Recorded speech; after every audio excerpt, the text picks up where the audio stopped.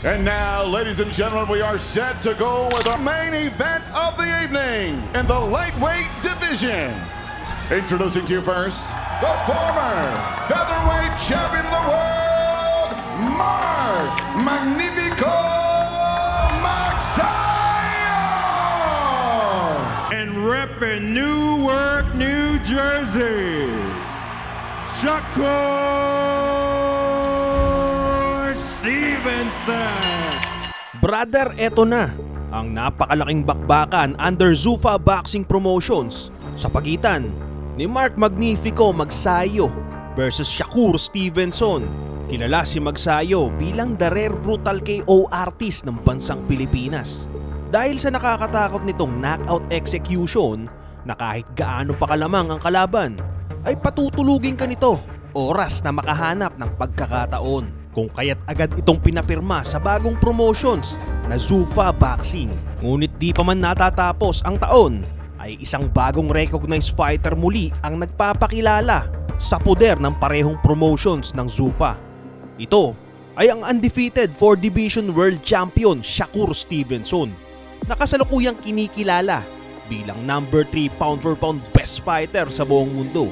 Ibig sabihin, kung pangyayarihin ng Zuffa Boxing Promotions ang bakbakang ito na Magsayo versus Shakur, ay napakalaking pagkakataon ito para sa bansang Pilipinas, kung saan aakyat sa napakalaking payday si Magsayo. At hindi lang yan, posible ding makuha ang spot ng pound for pound rankings, world title belt at legacy kung magagawa nitong talunin ang pinakamadulas at pinakamaingat na boksingero ngayon sa buong mundo.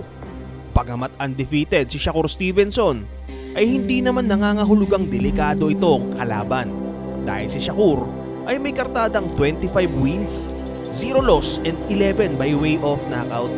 Mababa masyado ang KO percentage nito kung ikukumpara kay Magsayo na pumapalo sa 29 wins, 2 loss and 19 by way of knockout na mayroong 65% KO percentage. Ibig sabihin, si Shakur ay hindi recognized bilang KO artist. Nagagawa nitong idomina ang kalaban dahil matalas ang kukote nito sa oras ng bakbakan. Bagamat hindi pa nakakaharap si Magsayo sa antas na level na mayroon si Shakur Stevenson. Nakalaban naman ito ang isang scientific boxer kagaya ni Gary Russell Jr.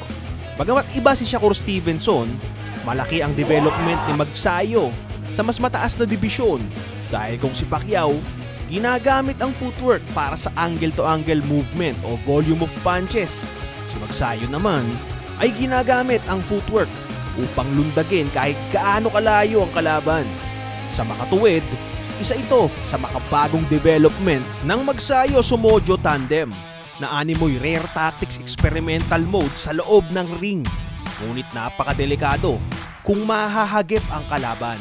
Ang tanong lang, ay ano nga ba ang magiging lagay ng bakbakang ito?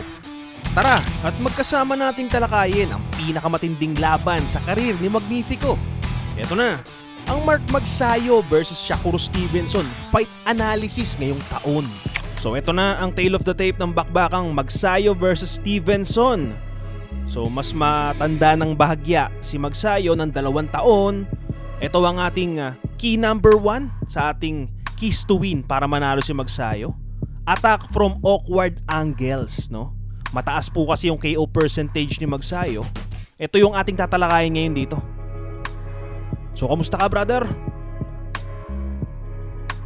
Talakayin natin dito yung pwedeng gawin ni Magsayo kontra kay Shakur Stevenson.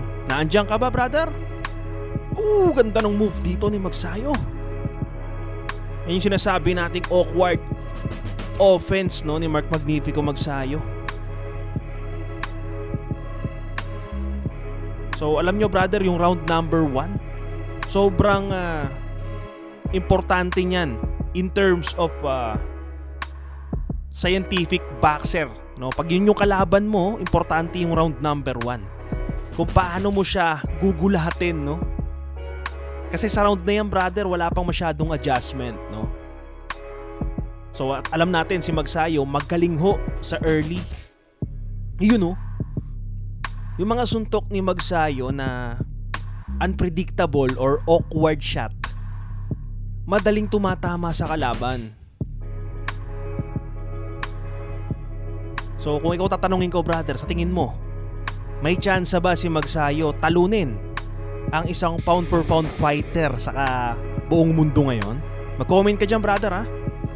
Sabihin mo na rin kung taga saan ka para nababati natin sa next shoutout at nakikilala natin yung isang kagaya mo, no? Na masarap kasama sa usapan. Kung may pakialam ka pa kay Mark Magsayo in terms of world title belt o big fight, mag-comment ka dyan, brother, para ako sakasakali nababasa ni Mark Magsayo yung inyong mga suporta, kung inaabangan nyo pa ba yung kagaya niya. So balik tayo sa fight, no? Paano ba gumalaw si Magsayo sa loob ng ring? Yan ang ating unang tatalakayin. So syempre pakipindot yung like button at pakishare na rin tong video.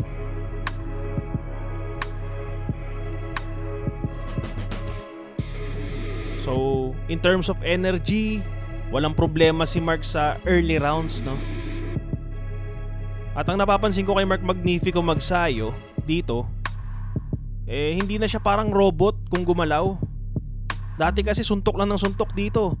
Kita mo na, brother, yung kanyang unpredictable shot. Ayan, ganda ng move. Alam nyo, napaka-importante dito, brother, nung tinatawag nating awkward shot. Or, ibig kong sabihin, yung unpredictable shot. Diba? Kung babalikan natin yung Pacquiao tsaka Mayweather, nung pinag-uusapan yung lightweight division, diba? Nagkakadikit sila. Ayaw labanan ni Mayweather si Pacquiao. Iniiwasan. Bakit? Pacquiao is very awkward in terms of fight offense, no? Yun ang kailangan dalhin ni Mark Magnifico Magsayo pag nakalaban niya yung isang kagaya ni Floyd Mayweather Jr. Which is awkward offense. Tulad niya, no? Pak! Diba? Basic lang yung galaw ni Magsayo. Pero kung pumukol ng suntok, very awkward. Yun yung kailangan niyang ma-adapt pag nakaharap niya si Shakur Stevenson. Ganda. Ganda ng tilapo ng suntok ni Magsayo. Kumbaga, sa round na to, ipa-feel niya dapat, no? Sa fight na yan, ipa-feel niya kung gaano kadelikado makaharap si Magsayo. Hindi kailangan ni Mark Magnifico Magsayo ng puntos kay Shakur. No, huwag tayong magiging bias, ha. Shakur is very intelligent fighter. Sobrang talino ni Shakur. Magaling sa punches calculation, sa fight analysis ng kanyang ring IQ, nandun, di ba? So, pag ginamitan ka ni Shakur ng basic, mahihirapan ka. Pero pag inalis mo si Shakur sa basic fundamentals ng boxing, for example, gumamit si Magsayo ng awkward punches or angle-to-angle awkward shot, doon natatanggal o nai-erase yung tinatawag nating sweet science or fundamentals of boxing, no? Yan po ang ating napapansin. Nagigets ba, brother? Di ko alam kung nakakasabay ka sa ating talakayan, ha? Importante to sa bansang Pilipinas dahil Shakur Stevenson is one of the best fighter ngayon, no? Kita nyo yung mga suntok ni Mark dito, bibihira, no? Kailangan din yung, brother. Kailangan ang tilapo ng suntok ni Mark, bibihira lang pero awkward. Remember yung fight ni Floyd Mayweather Jr. tsaka Marcos Maidana? Diba? Walang nag-expect kay Marcos Maidana na masasaktan niya ng ganon si Floyd Mayweather, no? And take note, brother, Floyd Mayweather Jr. nabasagan po yun ng ngipin nung makalaban niya si Maidana. So ang tanong lang sa fight na yon, ano yung ginawa ni Maidana para masaktan si Floyd, di ba? Dahil lang suntok doon ni Floyd Mayweather Jr., basic, di ba? Calculated, while Maidana very awkward. May mga blind spot punches. Yun yung kinakailangan mai-adapt para sa akin, no? Ni Mark Magnifico Magsayo. So, silipin natin dito sa fight na to kung meron bang ganon si Magsayo. Ganda eh! Ang ganda ng mga tilapo ng suntok dito ni Mark eh. Kailangan din brother dito kay Shakur Stevenson pag lumaban si Mark Magsayo, hindi siya masyadong makamay, no? Kasi the more na makamay siya, kumbaga, suntok takbo lang si Shakur eh. Babato ng jab and then body punches. Ayan oh, yung mga ganong suntok ni Mark, kailangan yun.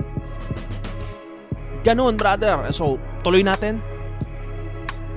Kita nyo, pag umaatake yung kalaban, takbo lang. Okay lang yun, walang problema. Pag sumasabay si Shakur, tsaka niya sabayan, brother. Ayan, ganda ng forma dito ni Magsayo. 1 to 3 rounds, kayang-kayang i-dominate ni Magsayo yung fight. Pero the more na patagal ng patagal yung laban, mas nagiging delikado si Magsayo. Kaya ganito tama yung ginagawa ni Magsayo dito. Sa early rounds pa lang, pabagsakin niya na. Diba? Ilaan niya na yung power shot sa awkward moment. No? Para kung tumagal man, at least, diba? Napabagsak niya na. Ito brother. Killer instinct of Mark Magnifico Magsayo, nasaan ba? Naandyan ka ba brother? Baka umalis ka na sa ating masarap na usapan. Ganda nung move to ni Magsayo. Hindi lang basta opensa. Tumatama brother yung kaliwa. Eto, Mark Magnifico Magsayo. Grabe brother. He is very dominant. Hindi tumama doon. Ano pa? Ayan, nakaabang pa rin. Ayun! Tulog yung kalaban. Yan yung sinasabi natin na awkward shot, no? Hindi yun basta-basta suntok lang, brother. Inaral ho yun ni Mark. Ayan o. Yan o. Pag kasi sa binti galing, kayang bumitaw ng ganong kalakas na suntok eh. Ayan o. At hindi lang basta suntok. Very awkward. So dumako tayo sa ating ikalawa. Throw explosive wild shot while moving backward. Bakit backward, brother? Dahil si Shakur Stevenson is recognized as highly calculated fighter. So sa fight na to, tignan niya natin ano ba yung latest move ni Mark Magnifico Magsayo. Ganda. Kung kanina brother, yung awkward shot ang kinakailangan, yung unpredictability ni Magsayo, importante yung brother ha. So dito, paano mag-move si Magsayo? Ganda ng move dito ni Mark, brother. Akmang-akma. So hindi ko sinasabi na madali niya lang tatalunin si Shakur Stevenson. Ang sinasabi ko dito, mas lalaki yung chance ni Magsayo na talunin si Shakur. Ganda ng kanan ni Magsayo. Actually, hindi counter yung pinapakawalan doon ni Magsayo eh. Dahil hindi uubra yung counter shot kay Shakur. So, i-review lang natin yung fight ni Marquez tsaka ni Mayweather. Diba? So, based sa history fight na yon, hindi nagwagi ang isang counter puncher sa isang defensive fighter na kagaya ni Floyd. So, syempre, kung fight analysis lang, similarity si Floyd tsaka si Shakur eh. No? So, history repeat eh. Diba? Ang galawan. Ganda nung yung move dito ni Magsayo, pa isa-isa. Ayan o. So dito nakakakuha ng punto si Shakur, si Magsayo, 'di ba? Kahit backward. Kailangan 'yun, brother. Yung mga suntok na wild. Kailangan pag susuntok si Magsayo, may dating pero backward, hindi puro offense, no? Kita nyo, kaya naman gawin ni Magnifico Magsayo eh. Kasi pag naging move forward ka kay Shakur, so syempre magiging Marquez versus lang yan eh, Mayweather, puntos, no? Puntos, abang, boring. Ganun ang magaganap. Pero dito, kahit labas yung laro ni Mark, kaya, di ba? And take note, brother, yung reach naman nilang dalawa, di ba? Si Shakur tsaka si Magsayo, pareho lang. maganda lang yung positioning ni Shakur, tsaka kaya nakakabitaw ng malakas na jab.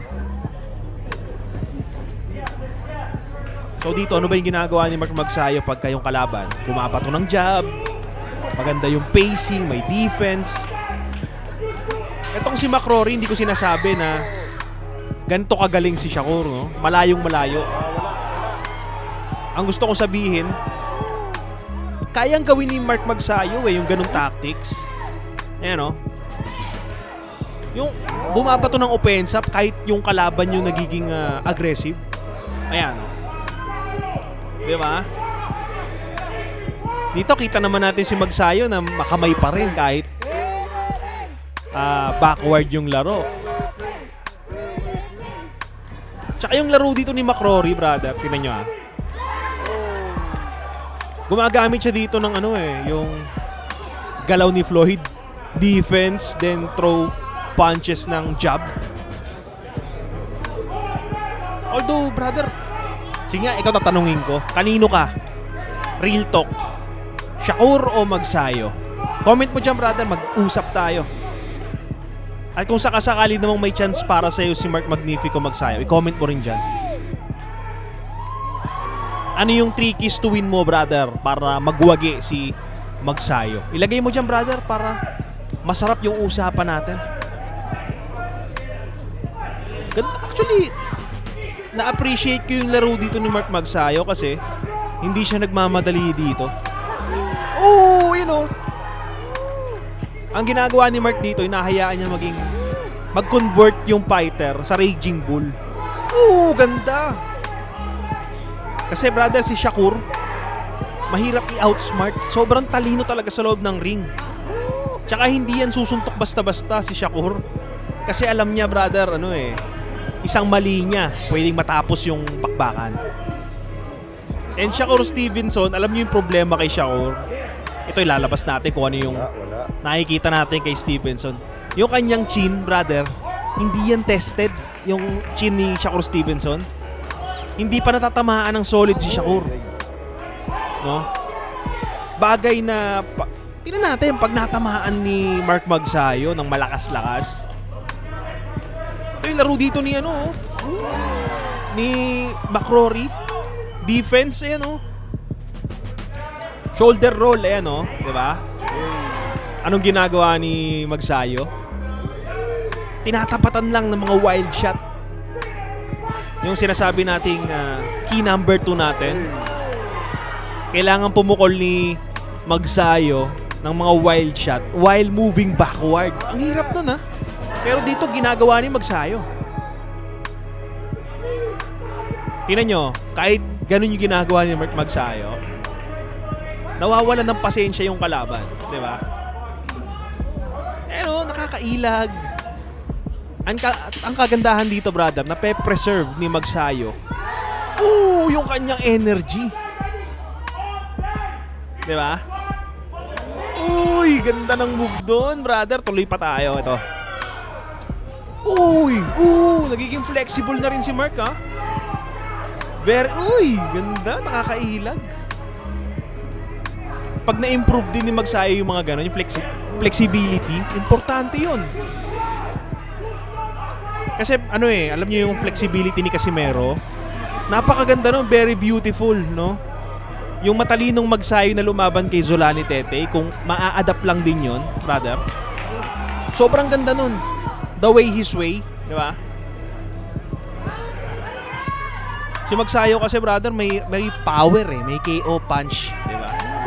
Yung kanan ni Magsayo. Yun yung yung pamatay na suntok para sa Raging Bull.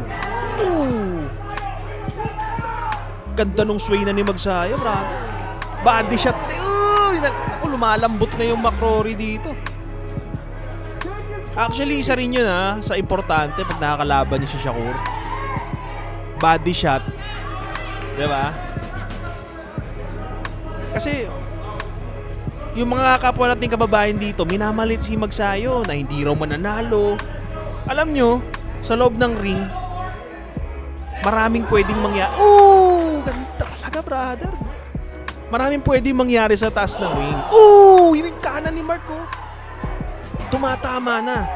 So dito unti-unti nako-convert si Magsayo as a very good offensive fighter.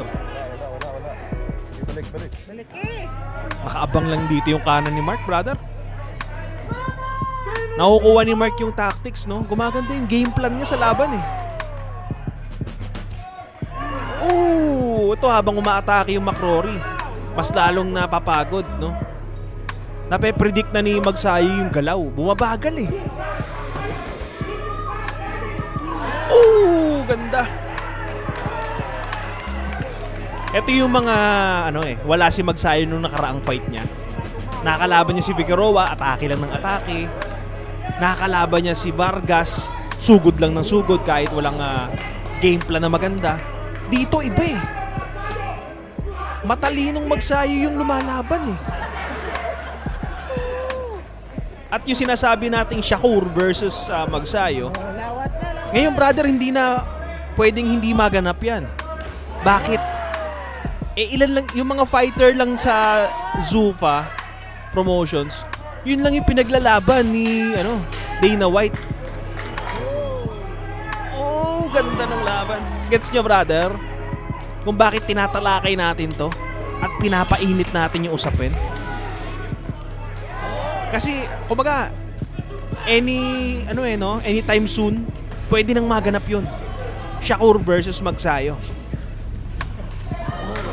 So at least ready lang tayo kung sakasakaling mangyari na yung fight na yan, no? So dito tayo, brother. Hindi ko alam kung naandyan ka pa, pero kung naandyan ka, thumbs up naman, brother. Comment ka tungkol sa 3 keys to win ni Mark Magsayo para manalo kay Shakur. Siyempre, importante rin yung presence at comment mo rito, no? So, balik tayo sa fight. Ito yung game plan simula round 1 ni Magsayo, no? Ayan, no? Paunti-unti yung adjustment ni Mark. Hindi siya arangkada o buhuy, ganda. Yung galaw dito ni Magsayo, brother, hindi buhos. Abang, backward. Which is napaka-importante pagka ang kalaban mo, Shakur. Di ba? Importante yung mga ganong movement, brother eh. Paano ba tatapusin to ni Magsayo? Let's see. Nagiging active din dito yung McCrory, ha? Ayan, no? Dugo na yung ilong, brother, ng McCrory. Ganda! Ganda nung mga kanan ni Mark Magsayo.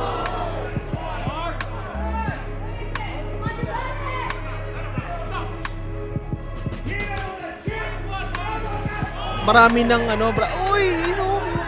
the way he move, yung sinasabi natin parang Pacquiao. Ang kaibahan lang si Magsayo in terms of volume of punches. Wild shot, no? Ang pinapakawalan dito, explosive shot. Ayan, tingnan nyo. May game plan na maganda si Magsayo. Hindi na siya parang robot shot, atake ng atake, hindi ganoon eh. Angle to angle na. Mas maganda na nasa kampo niya si very beautiful shot by Magsayo. Nagroggy doon, brother. Naalog yung utak ni McCrory. Yun yung gusto nating makita kontra kay Shakur Stevenson. Yung mga ganong suntok. No? Effect. Yung right hand ni Magsayo, very effective. Ayan, Ayan, brother. Kalimitan sa mga sweet science pa naman, brother, malalambot. Grabe, very sobrang dominating round doon para kay Magsayo. Ito na. Ayan yung mga ganyang move. Awkward. Sidestep. Ay, durog na yung kalaban. Didikdik na ni Magsayo. Kawawa na tong McCrory dito. Yan natapos yung bakbakan. Dito tayo, brother. So ito, brother, no? Key number 3, stick with Marvin Somojo as head trainer ng kanyang kampo, no? Kasi si Marvin Somojo po hindi po yan katulad ni Coach Freddie Roach, brother. Mas malaki po yung advancement na ng technology ngayon through Marvin Somojo. So i-discuss natin yan, brother, kung paano nangyari yan. So alam nyo, brother, natatandaan nyo yung dating Mark Magnifico Magsayo nung unang beses siyang tinrain ni Coach Freddie Roach. Parang hindi akma, no? Malakas si Magsayo, yung natural way of offense and defense ni Magsayo, the way he move. So may sariling galaw si Magsayo.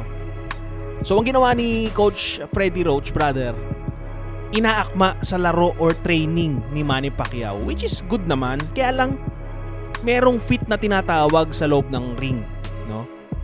Or sa boxing. Yun yung nakikita ko, no? So kung matatandaan nyo yung laro ni Magsayo tsaka Hermosillo, 'di ba may usap-usapan parang talo dapat si Magsayo dun eh.